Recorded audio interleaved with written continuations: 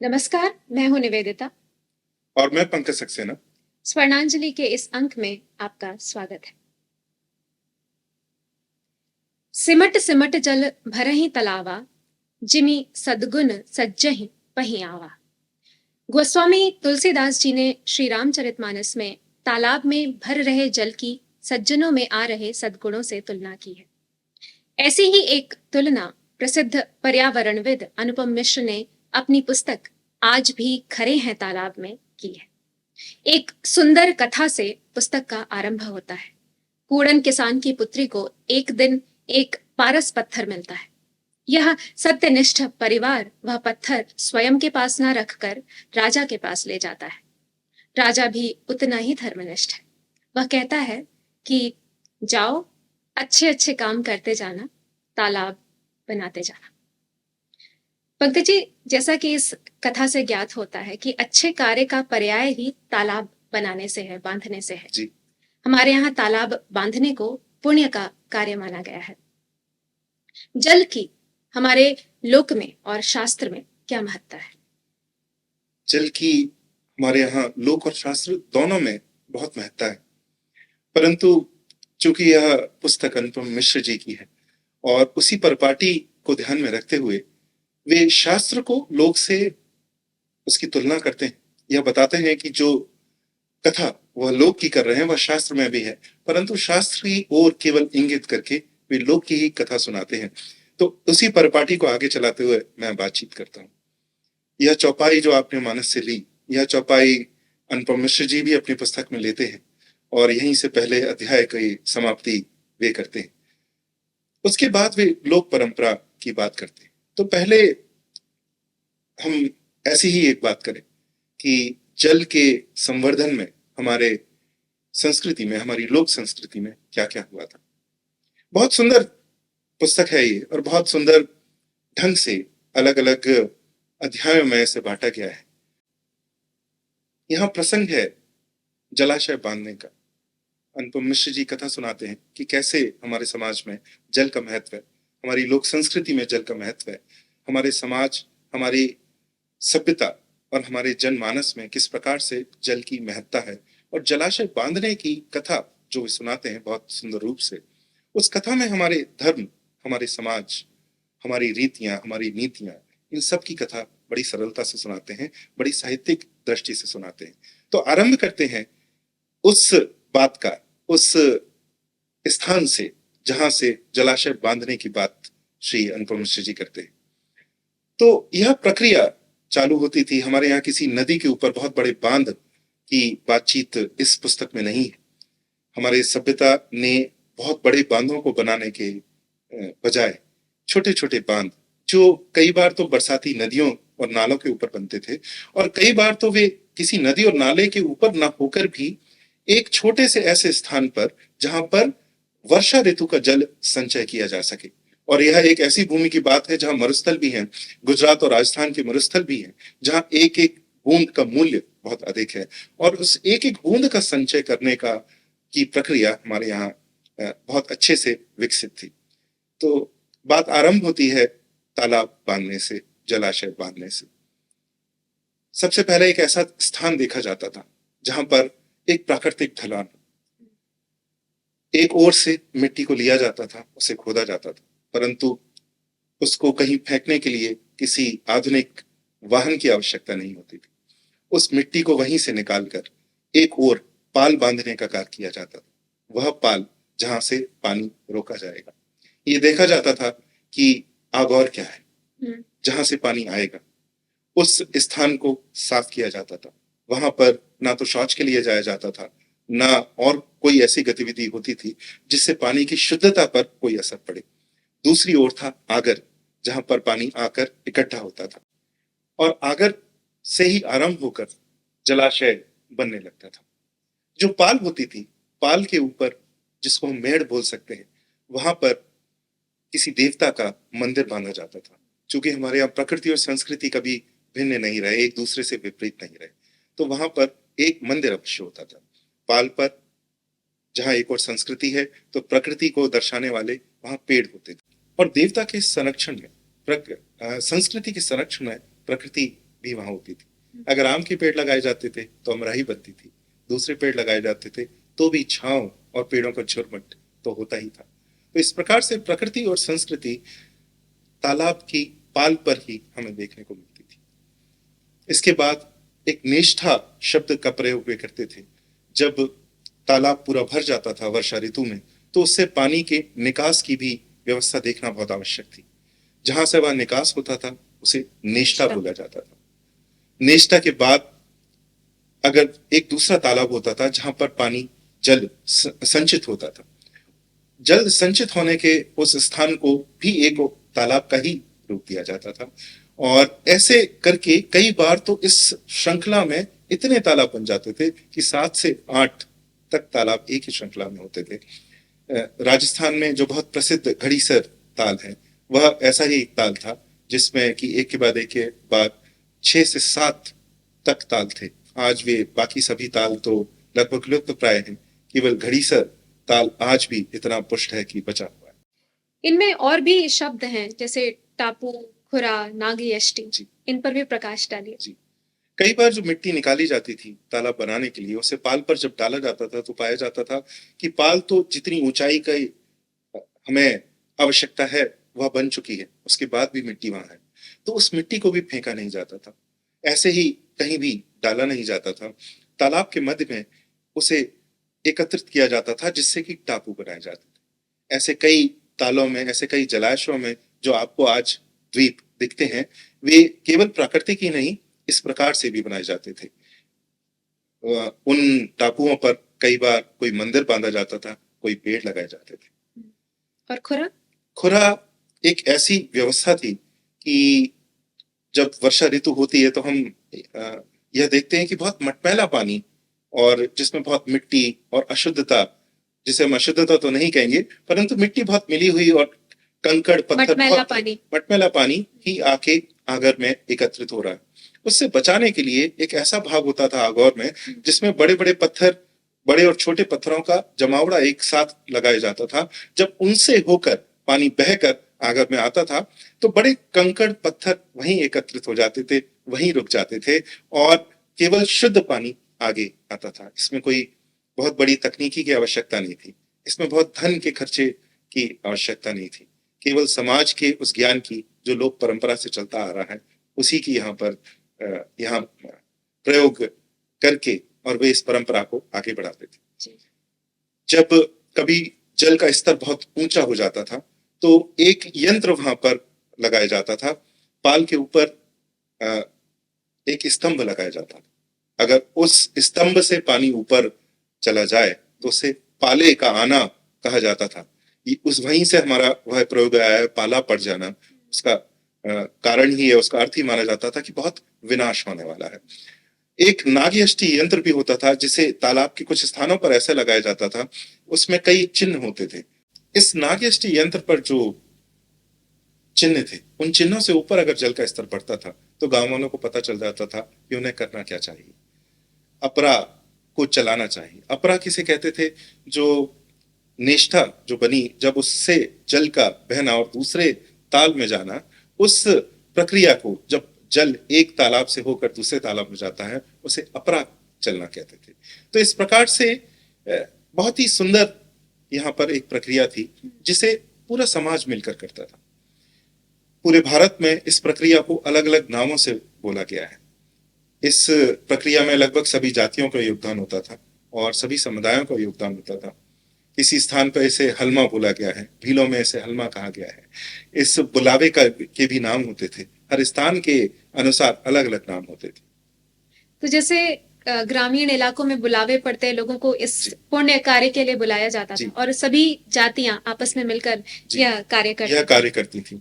तो जब ऐसा जलाशय बांधा जाता था तो उसके जो अमुक अलग अलग जो कार्य हैं वह अलग अलग जातियां भी करती थी। तो इसमें सभी जातियों का समन्वय होता था। तो जो परिश्रम करने वाले थे उन्हें पारिश्रमिक कैसे मिलता था, उसकी क्या व्यवस्था थी? एक पारंपरिक समाज में पारिश्रमिक उस भांति नहीं होता जो आधुनिक मंडी में हमें देखने को मिलता है। ऐसी कोई संस्था नहीं जो ये निर्धारित करे कि कितना पारिश्रमिक उन्हें हो और वह एक स्तर का ही हो या एक राशि ही हो, ऐसा भी नहीं होता था। कुछ ऐसा समाज था, कुछ ऐसा स्वचालित समाज था इस सनातन भूमि पर कि जितनी आवश्यकता थी उतना उन्हें मिल जाता था, आवश्यकता से अधिक कभी मांगा नहीं जाता था, और आवश्यकता से कम कभी उन्हें मिलता नहीं था। कुछ ऐसी स्वचालित हमारी व्यवस्था थी और ऐसा स्वचालित हमारा समाज था। यह ज्ञान हमारे यहाँ लोक में परंपरागत रूप से एक पीढ़ी से दूसरी पीढ़ी की ओर बढ़ता हुआ आगे चल रहा था। लगभग आधुनिक समय में भी बहुत विनाश होने के बाद मध्य युग में इसके ऊपर बहुत प्रभाव पड़ा। जब अंग्रेज हमारे यहाँ आए तो चूंकि उन्हें लिखित इनके ग्रंथ नहीं मिले जिसमें यह बताया गया हो कि कौन सा तालाब कब बांधा गया, कौन सा जलाशय कब बांधा गया, कितने जलाशय हैं, तो उन्होंने यह मान लिया कि हमारे यहाँ कोई परंपरा ही नहीं, क्योंकि वो कागज के पीछे घूमने वाले सभ्यता थी। जो मौखिक रूप से उपलब्ध है हमारे समाज में उसकी ओर वे देखते ही नहीं थे, और इस प्रकार से उन्होंने यह मान लिया कि हमारे समाज में तालाब बांधने की प्रक्रिया ही नहीं, और उसके बाद इस प्रक्रिया का नाश होना भी आरंभ हो गया। परंतु आधुनिक काल तक भी जब अनुपम मिश्र जी इसकी गणना और इसका कलन कर रहे हैं, उस समय भी वे कहते हैं कि आज के समय में भी जब वर्षा ऋतु आती है हमारे देश में तो 12 लाख से ऊपर तालाब इस प्रकार इस भांति हर वर्ष भरे जाते हैं। इतने बड़े और इतने विस्तृत स्तर पर हमारे यहाँ तालाब बांधने की प्रक्रिया चलती थी। इसमें हमें लोक और प्रकृति के समन्वय का भी एक उदाहरण हमें दिखता है बहुत अच्छे रूप से।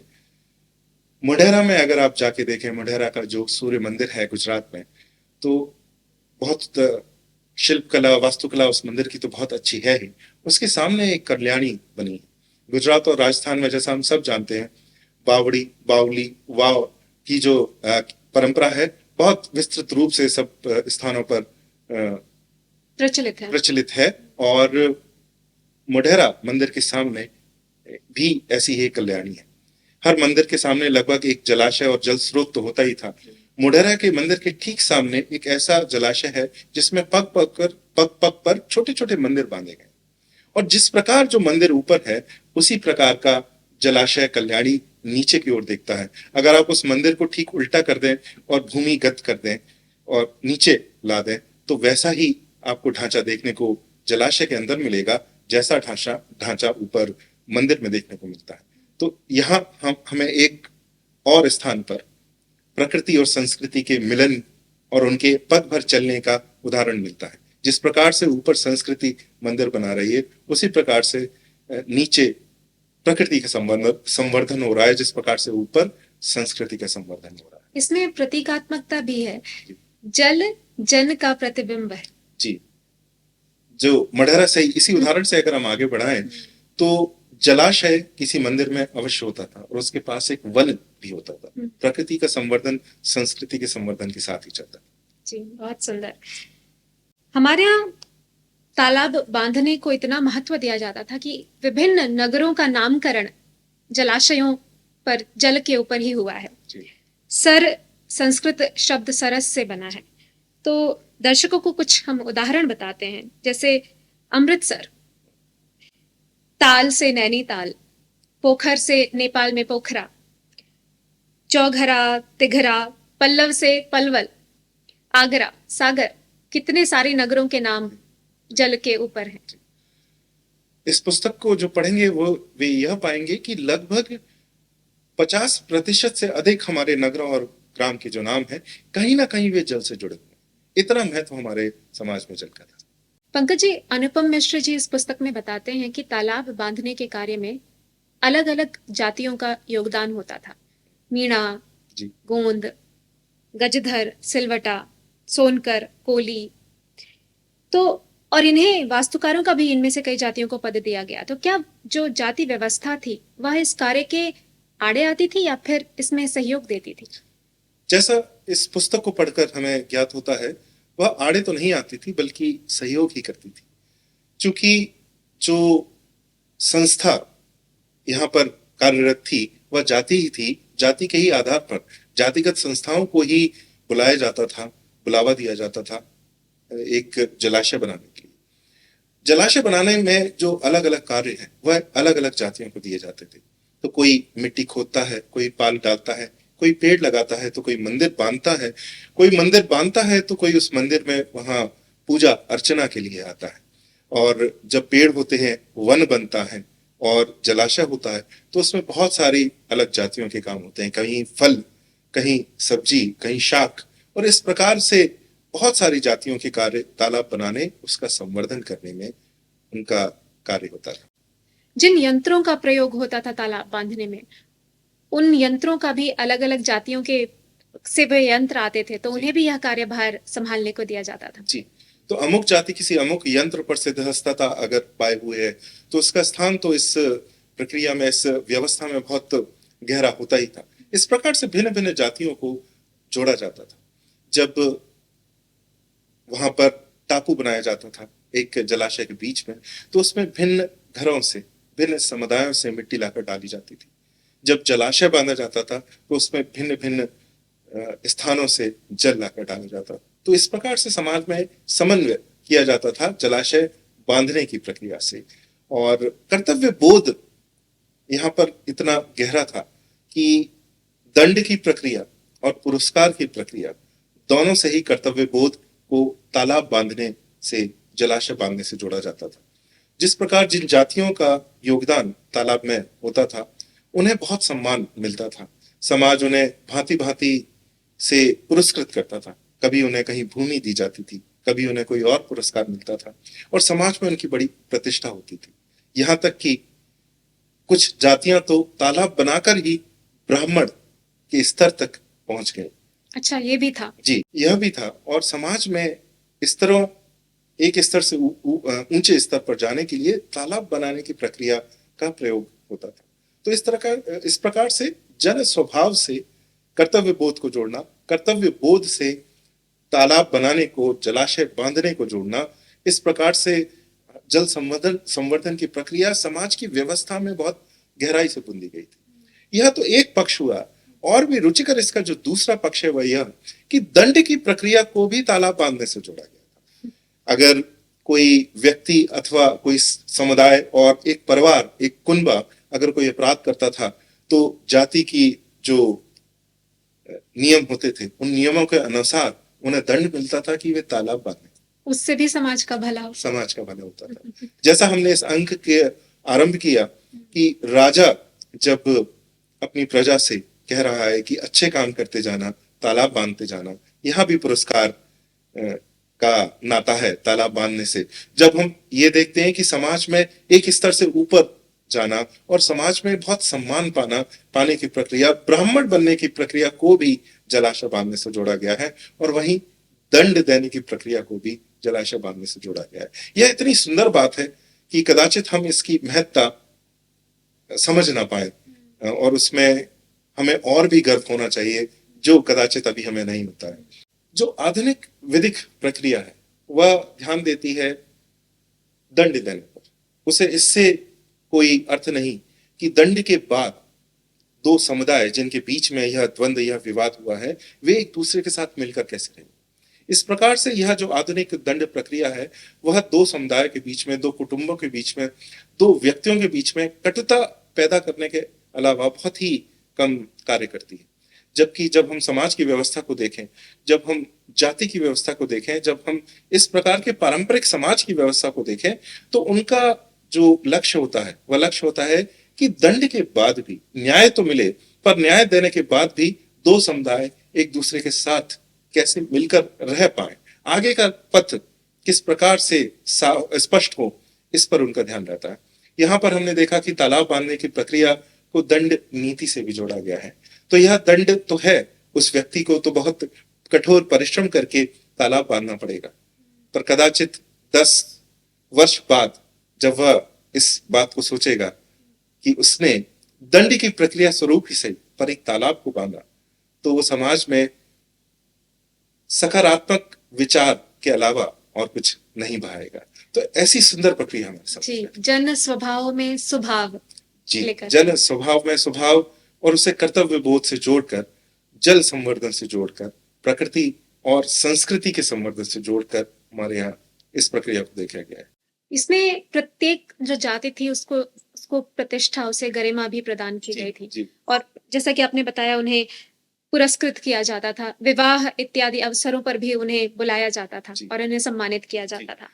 एक इसमें एक और बात मैं कहना चाहूंगा कि कुछ आधुनिक समय में हम कुछ आक्षेप अपनी व्यवस्था पर, अपने समाज पर बहुत देखते हैं, और उसमें एक आक्षेप यह भी लगता है कि हिंदू व्यवस्था ने, हिंदू समाज व्यवस्था ने कुछ समुदायों को इतना अछूत मान लिया कि उन्हें सदैव इस परिपाटी से दूर कर दिया। परंतु मैं यह नहीं कह रहा कि ऐसा कहीं नहीं हुआ होगा। आज भी कुछ ऐसे समाज होंगे जिन्हें कि सार्वजनिक कुएं या सार्वजनिक जलाशय से पानी, जल लेने की मनाही है। इस प्रकार की घटनाएं हुई हैं, परंतु इसको ना तो शास्त्र का समर्थन है और ना लोक परंपरा का समर्थन है। हम पाते हैं, जब हम जलाशय बांधने की प्रक्रिया को देखें, उसके इतिहास को देखें, उसकी लोक स्मृति को देखें, जन श्रुति को अगर हम देखें, तो हमें पता चलेगा कि जिसे आज हम हरिजन समाज कहते हैं, कई स्थानों पर तालाब बांधने के बाद तालाब के जल का बंटवारा कैसे हो, जलाशय के जल का बंटवारा कैसे हो, यह जो जाति, इसका निर्धारण जो जाति करती थी, वह हरिजन समाज से होती थी। जी। तो और दक्षिण में सिंचाई का जो प्रमुख जो पद होता था, वह भी हरिजनों को ही दिया जाता वही था, दिया उनके जाता बिना यह होता नहीं था। कार्य संपन्न ही नहीं होता था। तो इस प्रकार से जिस जाति और जिस समुदाय के बिना जलाशय के जल का बंटवारा ही संभव ना हो, उसे हमारे समाज में और हमारे शास्त्र में किस प्रकार से सदैव के लिए अनदेखा किया जाए, यह मुझे समझ में नहीं आता। कम से कम हम जल संवर्धन के भारत के इतिहास को देखें, जलाशय बांधने के इतिहास को देखें, तो हमें इस प्रकार से सार्वजनिक जलाशयों में भेदभाव की बात हमें नहीं दिखती।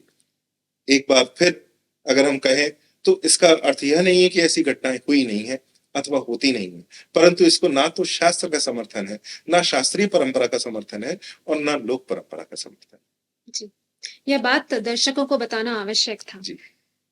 पंकज जी, हम लोग देखते हैं कि विश्व भर में जो बांध बनाने की प्रक्रिया है, जी। वो अत्यंत विवादित है। बांध बनाने की प्रक्रिया, नदी को रोकने की प्रक्रिया, प्रकृति को रोकने के समान मानी जाती है। प्राचीन भारत में क्या ऐसी ही परंपरा थी? क्या हम प्रकृति और संस्कृति के बीच में द्वंद्व देखते हैं या फिर समन्वय? अगर बांध बनाने की प्रक्रिया को देखें, तो भी हमारे समाज में, भारतीय संस्कृति में, सनातन धर्म में हमें प्रकृति और संस्कृति के बीच में समन्वय दिखाई पड़ेगा। सबसे पहले तो हमारी बांध बनाने की अवधारणा बहुत भिन्न है। यहां मैं कहना चाहूंगा कि बांध हमने भी बहुत बनाए। ऐसा नहीं है कि बांध बनाने की प्रक्रिया पश्चिमी है अथवा गैर भारतीय और गैर हिंदू है, यह बात सत्य नहीं। हमने अनेक बांध बनाए हैं, परंतु हमारी बांध बनाने की प्रक्रिया विभिन्न है। पहली बात तो यह कि जिस प्रकार से जितने बड़े बांध आज बनाए जाते हैं, उतने बड़े बांध हमारे यहाँ नहीं बनाए जाते थे। गंगा जैसी विशाल नदियों पर जितने बड़े बांध आज हमें दिखते हैं, जिस प्रकार से टेहरी का जो बांध है, और पूरे विश्व में अगर हम देखें तो नील नदी पर अस्वान जो बांध है, और अगर हम मिसिसिपी के ऊपर बांधे गए बांधों को देखें, कोलोराडो नदी में जो हूवर बांध है, इस प्रकार के ये जो बहुत बड़े बड़े प्रकल्प जो तकनीकी के द्वारा और तकनीकी के द्वारा बनाए गए हैं, उनसे बहुत भिन्न हमारे यहाँ बांध बनाने की प्रक्रिया होती थी।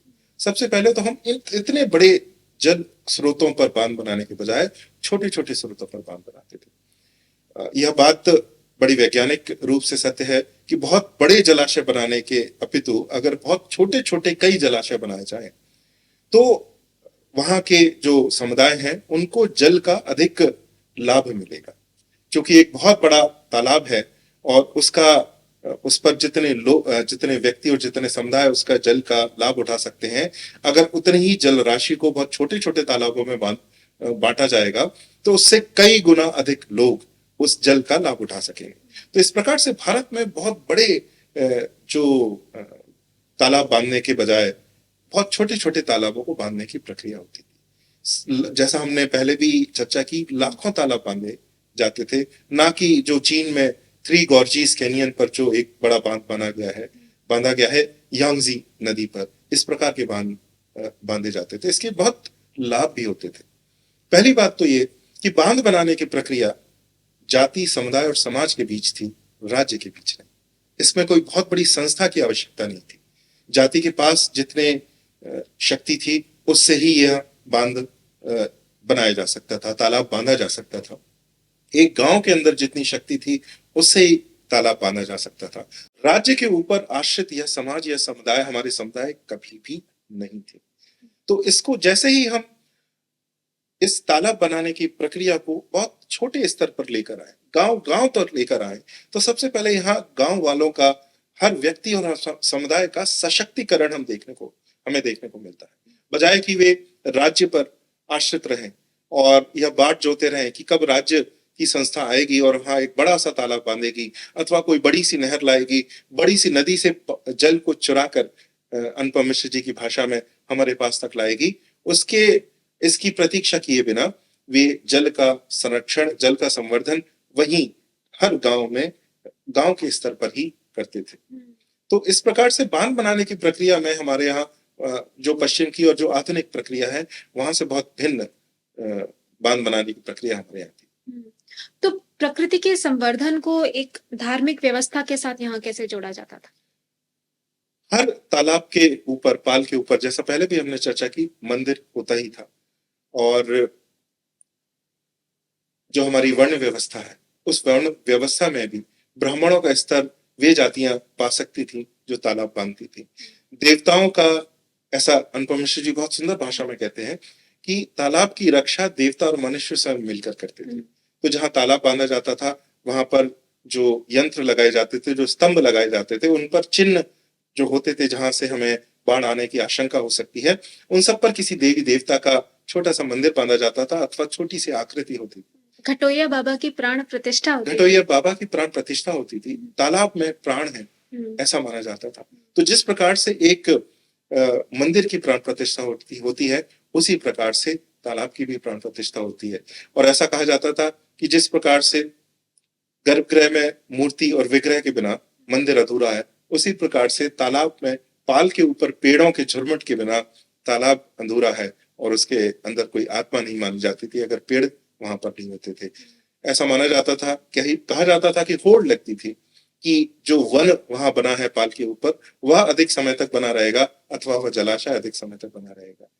और दोनों ही का साथ में रहना बहुत ही आवश्यक था। हम देखते हैं कि जहां वन चले गए वहां तालाब भी लुप्त हो गए, जहां तालाब चले गए वहां वन भी लुप्त हो गए। यदि बात परंपरा की हो रही है तो परंपरा वही है जो एक पीढ़ी से दूसरी पीढ़ी तक पहुंचे और निरंतर चलती रहे। तालाब बनाने की परंपरा, उसकी जो कार्य सिद्धि है, वह एक पीढ़ी से दूसरी पीढ़ी तक कैसे पहुंचती थी? अनुपम मिश्र जी के ही शब्दों में अगर कहा जाए तो तालाब बनाने की प्रक्रिया गुरु शिष्य परंपरा से ही सिखाई जाती थी। बहुत सुंदर शब्दों में वे कहते हैं, पुराना हाथ नए हाथ को इतना सिखाता, इतना बढ़ाता कि आगे जाकर वह उसका जोड़िया बन जाता। तो इस प्रकार से एक बहुत ही महत्वपूर्ण हमारी परंपरा की ओर वे ध्यान हमारा खींचते हैं। गुरु शिष्य परंपरा केवल बहुत गहन साधन में ही उसका प्रयोग नहीं हुआ है हमारे देश में, जहां पर कि मुमुक्षु मोक्ष की प्राप्ति के लिए ही शिष्य किसी गुरु के पास जाए, अथवा हर कला के रूप में इस परंपरा का प्रयोग हुआ है। जो भी व्यक्ति अथवा जाति और पाति अगर किसी कला को जानते थे तो वो इस कला को सिखाते भी थे, और सिखाते किसी एक भिन्न प्रक्रिया को करके नहीं, अपितु जो वे दिनचर्या के कार्य कर रहे होते थे, जो नए हाथ हैं उनके पास आते और सीखने का प्रयास करने लगते और सीधे काम करके ही, कार्य करके ही, उस कला का प्रयोग करके ही वे सीधे इस प्रक्रिया को सीखते थे। तो धीरे धीरे, बहुत अधिक समय में नहीं, परंतु 4 से 5 वर्ष में ही, 5 से 7-8 वर्ष में ही बहुत अच्छे से सीधे कार्य करते हुए वह इसमें पारंगत हो जाते थे, नई कला में पारंगत हो जाते थे, बिना किसी विश्वविद्यालय, बिना किसी बहुत बड़े विद्यालय, बिना किसी बहुत बड़े शिक्षा केंद्र के, ग्राम के भीतर ही ऐसी प्रणालियां, ऐसी प्रक्रियाएं थी हमारे समाज की संरचना पर आधारित, जिसमें यह गुरु शिष्य परंपरा बहुत भली भांति इस तालाब बांधने की प्रक्रिया को भी आगे बढ़ाती थी। तो ये जो गुरु होते थे इन्हें गजधर कहते थे? जी, गजधर एक ऐसा ही नाम है। गजधर एक ऐसी जाति और समुदाय को बोला जाता है जिसमें यह गुरु शिष्य परंपरा बहुत भली भांति चलती थी। गजधरों को वास्तुकार भी बोला गया है। उनको वही सम्मान और स्तर समाज में दिया गया जो एक मंदिर बांधने वाले शिल्पी और वास्तुकार को दिया जाता है। यह परंपरा टूटी कैसे?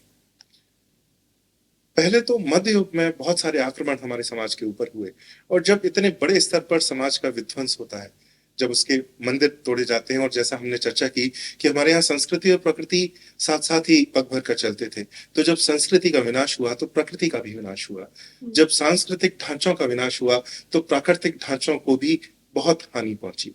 तो इस प्रकार से मध्य युग में जब बहुत बड़े स्तर पर समाज का विनाश हुआ, लोग विस्थापित हुए, पूरे के पूरे समाज और क्षेत्र एक स्थान से दूसरे स्थान पर विस्थापित हुए, तब इसको हम कह सकते पहली हानि पहुंची इतिहास में।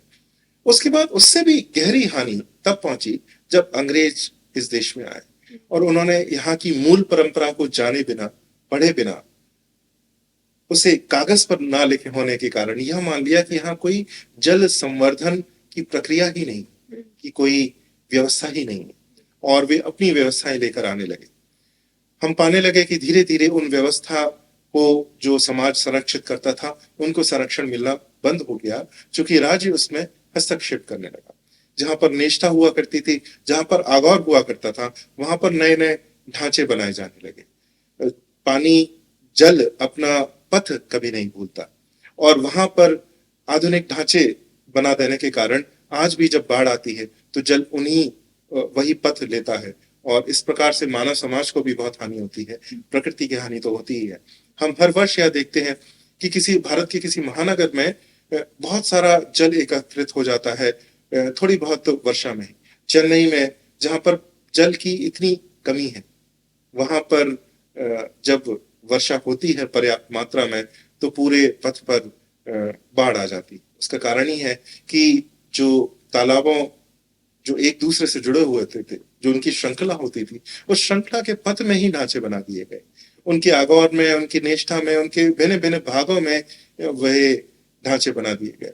उन्हें यह भी नहीं पता था कि बड़ी सुंदर प्रक्रिया से इन तालाबों का निर्माण हुआ है, और अगर एक ऋतु में इनका एक भाग सूखा हुआ है तो उसका अर्थ यह नहीं कि उस भाग में कभी जल आता ही ना हो। हमारे जब जलाशय बनाने की प्रक्रिया थी, बड़ी सुंदर एक प्रक्रिया थी, जिसमें जलाशय के एक भाग को अधिक गहरा किया जाता था। उसका कारण यह था कि अगर पूरे जलाशय को बराबर की गहराई से बनाया जाएगा, और जब जल उसमें बराबर रूप से भरेगा, तो ग्रीष्म ऋतु में अधिक वाष्पीकरण होगा। परंतु अगर उसका एक भाग अधिक गहरा बनाया जाता है तो उसमें पानी अधिक वहां पर एकत्रित होगा, समान रूप से वाष्पीकरण नहीं होगा। तालाब का, जलाशय का एक भाग उथला होगा, और वहां से जल जो है वह पहले वाष्पीकृत होगा। परंतु देखने में एक छोटा सा कुंड में जल रह जाने के बाद भी वह पूरी ग्रीष्म ऋतु में उनका साथ देगा। तो जब ऐसे राज्य और ऐसी संरचनाएं हमारे देश में आई, जिन्होंने इस मूल परंपरा को पढ़े बिना, जाने बिना, समझे बिना इन संरचनाओं को और इन जातियों को, इन समुदायों को जो इन संरचनाओं का संरक्षण करते थे, अपनी संरचनाएं लाना आरंभ कर दिया, तब इस तंत्र की बहुत हानि हुई। तो जिस स्थान पर एक ऋतु में जल कम हो जाता था, वहां पर ढांचे बनाए जाने लगे। इस प्रकार से बहुत हानि हुई इस पूरी संरचना को। जी, ज्ञान को देखने की, ज्ञान परंपरा को देखने की जो दृष्टि थी, वह अंग्रेजों के आने से बदल गई, और वही जो आधुनिक राष्ट्र है उसे मिली है। जी। तो अनुपम मिश्र जी अपनी सुंदर भाषा शैली में इसी को बताते हैं, जो मैं दर्शकों को पढ़कर सुनाना चाहूंगी। 7 समुंदर पार से आए अंग्रेजों को समाज के कर्तव्य बोध का ना तो विशाल सागर दिख पाया, ना उसकी बूंदें। उन्होंने अपने यहाँ के अनुभव और प्रशिक्षण के आधार पर यहाँ के राज में दस्तावेज जरूर खोजने की कोशिश की, लेकिन वैसे रिकॉर्ड राज में रखे नहीं जाते थे। इसलिए उन्होंने मान लिया कि यहाँ सारी व्यवस्था उन्हीं को करनी है, जबकि यहाँ व्यवस्था थी। यहाँ तो कुछ है ही नहीं। देश के अनेक भागों में घूम फिर कर अंग्रेजों ने कुछ या काफी जानकारियां जरूर एकत्र की, लेकिन यह सारा अभ्यास कौतूहल से अधिक नहीं था। उसमें कर्तव्य के सागर और उसकी बूंदों को समझने की दृष्टि नहीं थी। इसलिए विपुल मात्रा में जानकारियां एकत्र करने के बाद भी जो नीतियां बनी, उन्होंने तो इस सागर और बूंद को अलग अलग ही कर दिया। इन पंक्तियों में ज्ञान भी है और सुंदरता है, जी। और यह हमारी ज्ञान परंपरा का एक आयाम भी है। जब हम किसी एक विषय में बहुत गहराई से जाते हैं, जब हम सत्य की खोज में बहुत गहराई से जाते हैं, तो हमें सौंदर्य की भी प्राप्ति होती है। अनुपम मिश्र जी की भाषा में जो साहित्य सी सुंदरता है, वह इसी का द्योतक है कि सत्य की खोज में हमें सौंदर्य भी प्राप्त होता है। एक और बात इस कथन से आपने जो अभी पंक्तियां पढ़कर सुनाई, उससे स्मरण हो आती है कि अंग्रेजों के आने के बाद एक और बदलाव इस संरचना में आया। पारंपरिक भारतीय समाज में जो हमारे जलाशय हैं, उनको स्वच्छ करने की भी एक प्रक्रिया होती थी, जिसमें सभी जातियां, सभी समुदाय भाग लेते थे। वे कुछ राशि एकत्रित करते थे और इस धनराशि को में राजा भी अपना योगदान देता था। वहां के जो राजा थे, वहां के जो वणिक थे, वे अपना योगदान देते थे। जब अंग्रेज यहाँ आए और जब विदेशी प्रणालियों का यहाँ पर प्रचार प्रसार हुआ, तो उन्होंने इस प्रक्रिया को बीच में ही काट दिया, समाप्त कर दिया। वे कोष समाप्त कर दिए, वे संस्थान समाप्त कर दिए जो इसकी देखरेख करते थे। और इस प्रकार से जो जलाशय का स्वच्छता का जो अभियान था, वह ग्रामीण लोगों और वहां के जो समुदाय हैं, उनसे छीनकर राज्य को ही दे दिया गया। ऐसा माना जाने लगा कि बहुत बड़े पैमाने पर जब राज्य इसकी स्वच्छता करेगा, तभी कोई स्वच्छता होगी, और यह भारतीय ढंग नहीं। जी। जो तालाब बनाने की प्रक्रिया है, उनमें हम लोगों का नाम नहीं देखते हैं, किन्होंने बनाए तालाब। तो क्या यही भारतीय दृष्टि है, हिंदू दृष्टि है? यह बहुत मर्म को छू जाने वाली आपने बात कही। इस बात की हम दूसरे अंकों में भी चर्चा कर चुके हैं। हमारे यहाँ कलाकार का नाम नहीं है, ऐसा मान्यता है, और बहुत स्तर तक यह सही भी। उसके बहुत सारे कारण हैं, उनमें अभी जाना पूर्णतः तो संभव नहीं होगा, परंतु इस जलाशय बांधने की प्रक्रिया को देखकर ही कहें तो बहुत सुंदर बात अनुपम मिश्र जी कहते हैं कि हमारे यहाँ वे अनाम लोग जिन्होंने इन तालाबों को बांधा, तालाबों का नाम अवश्य रखा। इन सभी तालाबों के नाम है किसी देवी, किसी देवता से जुड़े हुए, वहां की किसी परंपरा से जुड़े हुए, ये बहुत सुंदर नाम, और वे इसका नामकरण करते हुए भी अनाम थे। यह इस कारण से है क्योंकि हमारे यहाँ व्यक्ति को नहीं, समुदाय को बहुत आवश्यक माना गया है। इतिहास के एक एक तथ्य पर वह सभ्यता अड़ी रहती है जो समाज और समय को अतीत, वर्तमान और भविष्य के भिन्न कटघरों में बांध कर देखती है। परंतु सनातन धर्म वह गंगा प्रवाह है जो कभी रुकता नहीं है, रुककर सड़ता नहीं है। उसे इतिहास के स्मरण से अधिक परंपरा के संवर्धन पर गर्व होता है, और यही परंपरा भारतीय परंपरा है।